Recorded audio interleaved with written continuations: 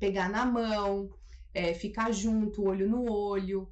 Então, a gente começou. Aí eu comecei, eu tive, na verdade, que me reinventar. Eu saí totalmente da minha zona de conforto e comecei a estudar como eu atenderia online para os meus pacientes ter o mesmo resultado, porque você acaba ficando com medo, né?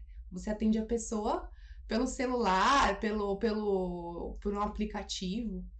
E assim foi, né? E o que aconteceu? Eu me permiti aprender e eu não fiquei me cobrando muito por conta disso, né? E hoje eu vejo o lado bom disso tudo. Então, é o que eu costumo dizer, tudo tem um lado ruim e um lado bom, né? Então, eu me reinventei, né? Eu tive que começar a aprender as estratégias, né? Que eu começo a utilizar nos atendimentos online, como, né?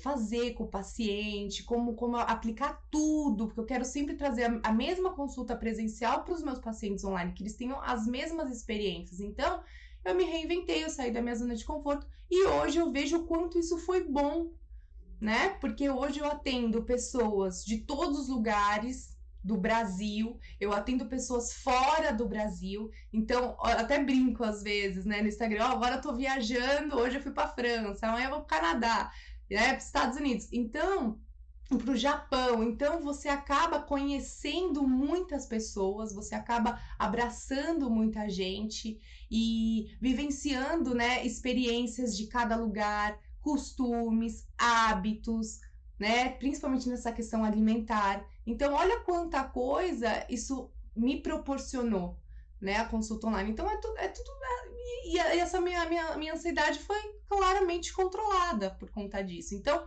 tudo tem um lado positivo.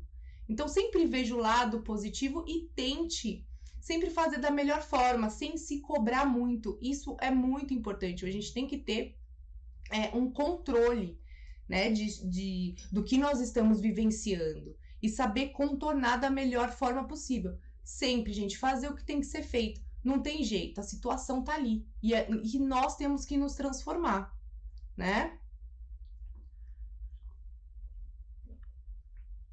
E aí, só para concluir essa parte, é muito interessante, né? Na minha questão de ansiedade, eu não foco na comida. Eu não. Quando eu vejo que eu tô ansiosa, não é na comida que é o meu gatilho, vamos dizer assim. O meu gatilho é no intestino, então eu me solto o intestino e no sono.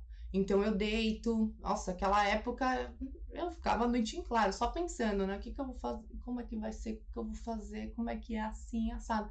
Então, assim, eu perco muito fácil o sono nessa questão quando eu tô num período aí ansiosa e é nítido, meu intestino ele solta. Não sei se tem mais alguém aí que acontece isso, né? Tem pessoas que acabam tendo dores, né? Dores articulares, inflama, né? Tem gatilhos inflamatórios, dor de cabeça, e tem pessoas que acabam descontando na comida, né? Então cada um é de um jeito, é de uma forma. E aí, eu acho isso muito interessante e eu acho que isso serve também para você que está passando aí por um momento de ansiedade e nessa questão do emagrecimento, poxa, se você tá ansiosa e tá no processo de emagrecimento, pensa, faça o que tem que ser feito, né? A ajuda você já procurou, o meio, como você vai fazer isso praticamente já foi feito, então execute e tenta fazer isso da melhor forma possível, mas não se cobre, não se cobre perfeição, tá? Só tente fazer, isso é muito importante. Eu vou dar algumas dicas, alguns truques que eu costumo usar em mim e aplico nos pacientes para justamente a gente modular a ansiedade, né? Porque se não, se a gente não, a gente tem sempre assim, se a gente não tentar desse jeito, né? Nesse tipo de modulação da forma mais natural, a gente vai viver cheios de remédios. Eu vejo pacientes que hoje, infelizmente, tomam milhares de remédios. Começou com o remédio da ansiedade, aí depois já evolui, porque aquele remédio já não faz mais efeito, já aumentou dose, já ajustou dose, Isso é muito ruim.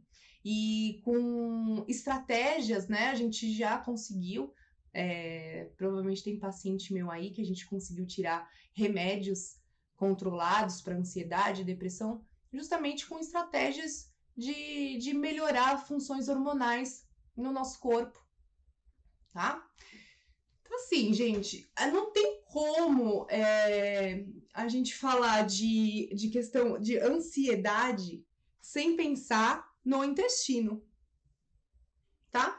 Então, o primeiro passo é pensar no intestino.